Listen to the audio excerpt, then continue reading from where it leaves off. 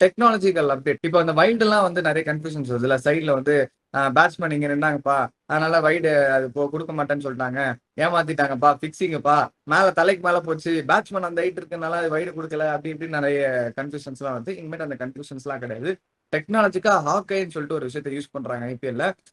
அதுக்கு முன்னாடியே யூஸ் பண்ணதா இந்த நோ பாலுக்கு வந்து பேட்ஸ்மேன் இந்த ஹைட். சோ அவர் வெயிஸ்ட்க்கு வந்து இது நோ பால் வராது அப்படின்னு சொல்லிட்டு யூஸ் பண்றதுனால, அதே இப்போ வந்து ஓவர் ஹை அந்த வைடுக்கும் சைட்ல போடுற அந்த வைடுக்குமே வந்து யூஸ் பண்ண போறாங்க.